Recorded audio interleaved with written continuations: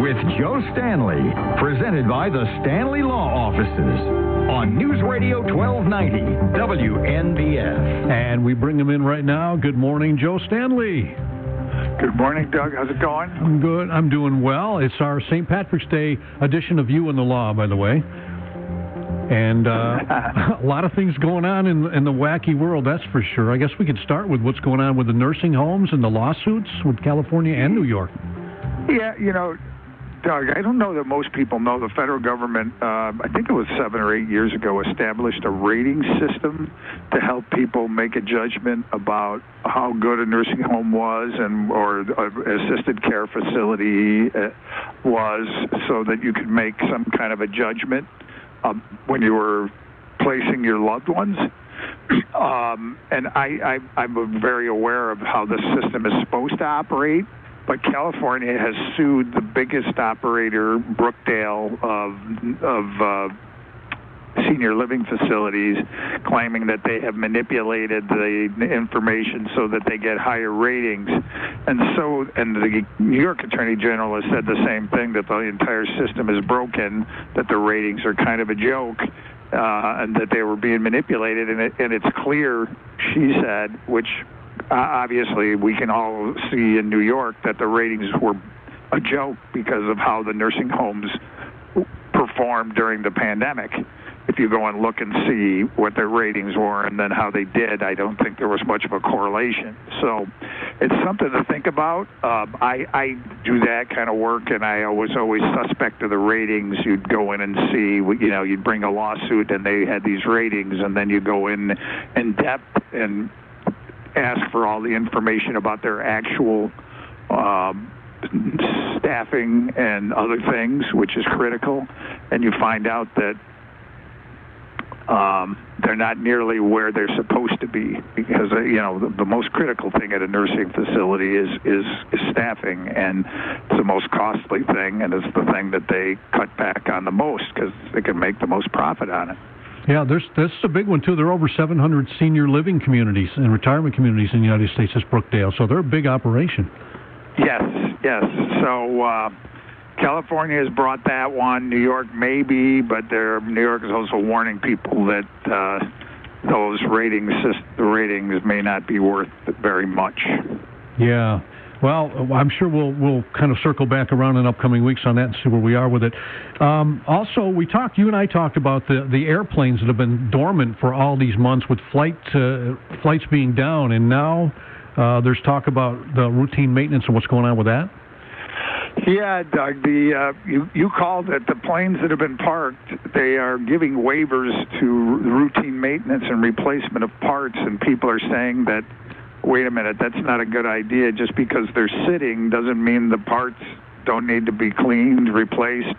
They just, get old, just by sitting, and that it's not necessarily a good safety procedure. But, we're talking about the airlines have to find ways of saving money because they have been losing a lot of money, and they've been given these waivers. And so I know you expressed some concern about that, and I do too. Yeah, I mean, especially since I'm planning on flying soon. But I've had, like, for instance, I leave my lawn equipment stuff in the sheds over the wintertime. When I go in there, there's all kinds of nests and stuff. You don't know what's going on in those planes either. You got to check them out. Well, they're covered with dust. The one thing everything is covered with dust. That's true. And the temperatures, where they store them, I'm pretty sure it gets really hot, because I think if I remember seeing the pictures, they're out.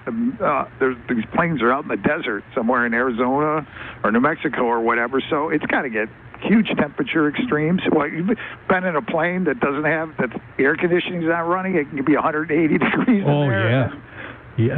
Absolutely right. Yeah, so that's interesting. It's something to watch. Speaking of the planes, too, apparently they're still having issues with people not wanting to wear their masks on the planes? Apparently there was another story that said flight attendants are still complaining that people are not being punished enough for, they're on the front lines. They're supposed to enforce people wearing masks, and then they don't, and it gets to be a big deal. And so I guess they're even changing the rules on enforcement. So if you are going to cause trouble on a plane for not wearing a mask, you should be aware you could be getting yourself into a lot of trouble. If you don't want to wear a mask, I guess don't fly. Yeah, you're right. I mean, at least for the immediate future, or somewhere down the line, I'm sure they'll start easing up on that. We're talking about cereal, too. You and I just talked about this. Now, when I have cereal, believe it or not, it's just something funny. I weigh it out, and I always look at the different content. But you're mentioning there was something about Kellogg's. Yes, there's a class action settlement for Kellogg's because of their claims of quote-unquote healthy cereal, and the focus of the lawsuit is that these cereals you are claiming are not healthy, is that they're mostly sugar and added sugars, and they are as sweet as pastries, etc. So it's unlikely that they are healthy. So even though there might be one healthy ingredient in them, that does not make them healthy. I think you could probably say that there might be some in beer and wine or whatever. There might be a healthy ingredient in those too. Whatever. This is true. And they were advertising. I think we probably have all seen some of those ads, and I haven't seen them recently. So I think this class action may have inhibited their further use of the healthy cereal claim. Yeah, look at the contents, too, of the cereal. They usually list them by the amount, too, and if there's... sugar, but I think a lot of them, sugar is the biggest ingredient. When I told you, I eat some cereals as a dessert. I have a little bit of them and, a couple of handfuls, like go to the movie theater for popcorn. Yeah. It's like the cereal. Some of that stuff, you're right, it is. But I always weigh mine. I always put half a cup or a cup and I always look at the calorie. But still, even then, you're still ingesting sugar, so you still have to watch what the ingredients are. Yeah, well, this is for kids, and really, and the issue is that stuff is that you want kids to have healthy food, and they're going to eat enough sugar as it is, so. Giving it to them first thing in the morning probably isn't the best thing for them. No, I totally agree with you. And then finally, also this ongoing arbitration with the Amazon drivers and the wages? Yeah, I guess New Jersey, there was a federal court decision that sent it back to the state to decide how it's going to work out.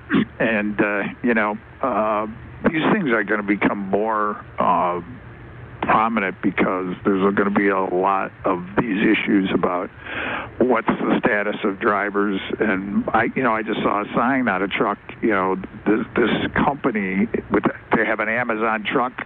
It's got the Prime sign, but it's got a sign on it that says X company that's not Amazon looking for drivers. Paid daily.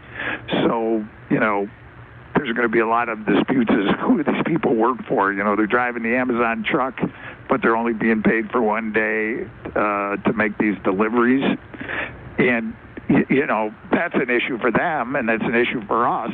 Who are they hiring, and are they responsible and capable of both driving and delivering? Yeah. Yeah, it's been crazy over the last year, and they've had to probably subcontract a lot of people to come in and drive and stuff. So I'm sure there's a lot of issues that are there.